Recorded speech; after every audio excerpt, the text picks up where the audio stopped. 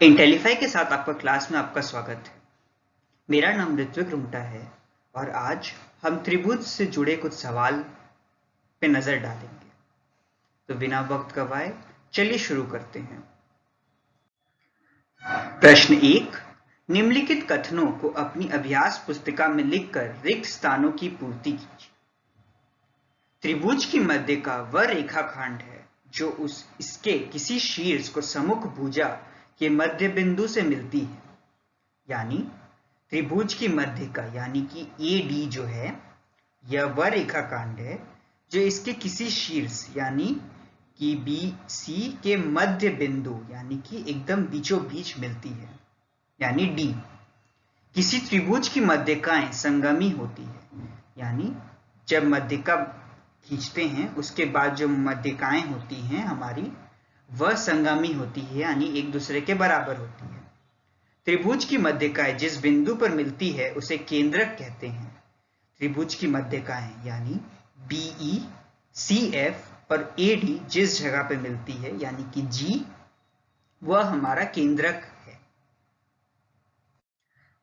एक समद्विबाहु त्रिभुज ABC खींचिए जिसमें AB = AC, मध्यिका AD खींचिए। नापकर बताइए कि निम्नलिखित कथन सत्य है या नहीं। सर्वप्रथम हम एक समद्विबाहु त्रिभुज ABC खींचते हैं ABC, जिसमें AB और AC बराबरी के हैं और AD हमारी मध्यिका है। नापने पर AD BC पर लंब है। AD जो है वह BC पर लंब है, यह बात सत्य है। AD 2A को समद्विभाजित करता है। ये AD जो है ये 2A यानी कि A के दो यहाँ पर एक A1 और यह A2 है, यह जो है ये समद्विभाजित है यानी ये A को दो हिस्सों में बांटता है और ये दोनों हिस्से एक दूसरे के बराबर हैं, यह बात भी सत्य है।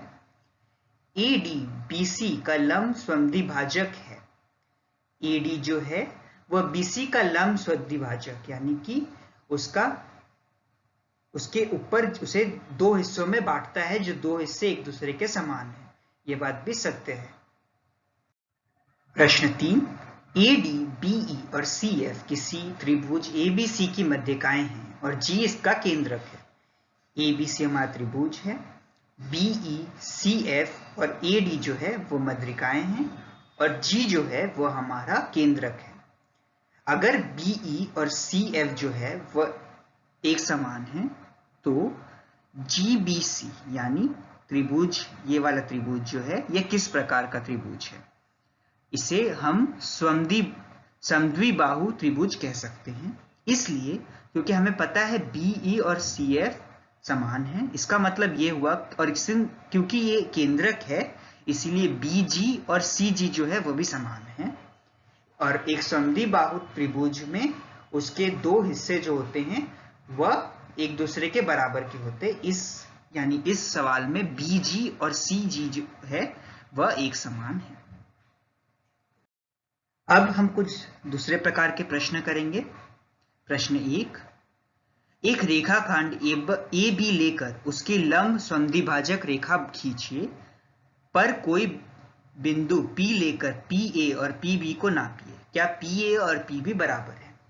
हम सबसे पहले AB रेखा लेते हैं। अब हमें इसका लंब समद्विभाजक रेखा खींचना है। यह हम कैसे करेंगे? हम सबसे पहले अपना कंपास लेंगे और कंपास को इस तरह सेट करेंगे कि वह इस लकीर के मध्य बिंदु से थोड़ा ज्यादा हो। फिर हम यहाँ ऊपर एक बार काटेंगे और यहाँ नीचे एक बार काटेंगे। फिर हम वह कंपास को बिना हिलाए B पे रखेंगे और फिर इस A से काटे हुए जो लकीर है उस पे फिर से एक बार काटेंगे और जब हम इन दोनों को एक साथ जोड़ देंगे तो यह AB का लंब समद्विभाजक बन जाएगा। फिर हम इस पे कोई भी बिंदु P लेते हैं अगर, तो वहां से AB और PB जो रहेगी वह समानित रहेगी। एक समकोण त्रिभुज ABC खींचिए जिसमें एंगल C समकोण हो। AB का मध्य बिंदु O ज्ञात कीजिए। केंद्र O और त्रिज्या OA वाला एक वृत्त खींचिए। क्या यह O क्या ये सी से होकर जाता है? एबीसी के संदर्भ में बिंदु को क्या कहते हैं? जैसा दिया गया है उस तरह का हमने प्रकार का हमने बना लिया। यहाँ त्रिभुज एबीसी है और समकोण एंगल सी है, यानी कि यहाँ पे 90 डिग्री है।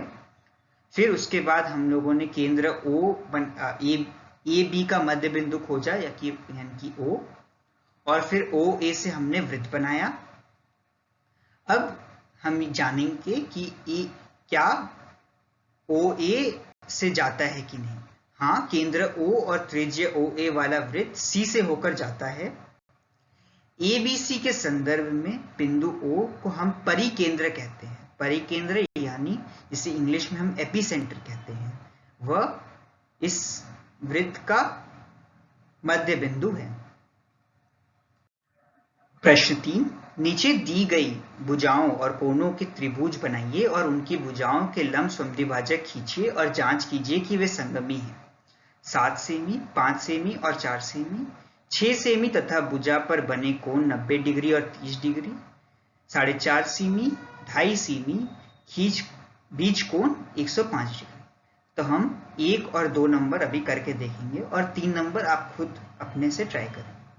तो 1 नंबर है, प्रथम दी गई भुजाओं से त्रिभुज बना लिया हमने, यानी कि 7 सेमी, 5 सेमी और 4 सेमी।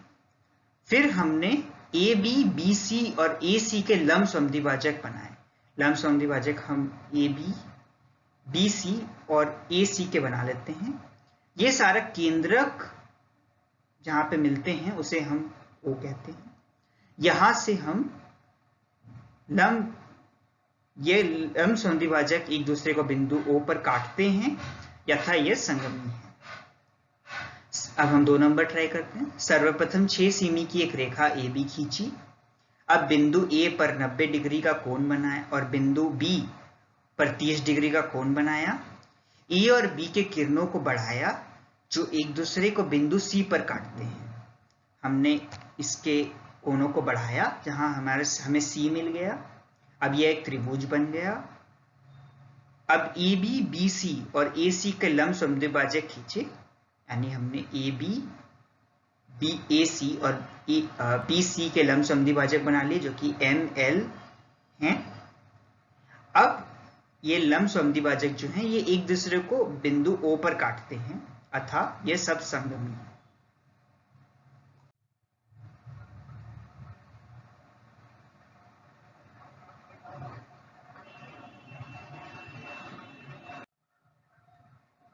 प्रश्न 2, एक समबाहु ABC खींचिए और उसका केंद्र ज्ञात कीजिए। हमने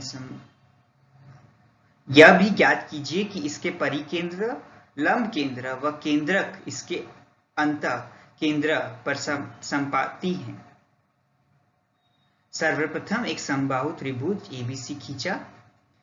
A, B तथा C के समद्विभाजक किए।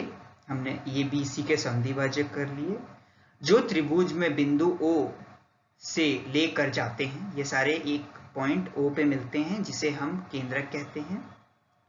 बिंदु O समद्विबाहु त्रिभुज का अतः केंद्र है, यानी यह इसका अंत केंद्र है।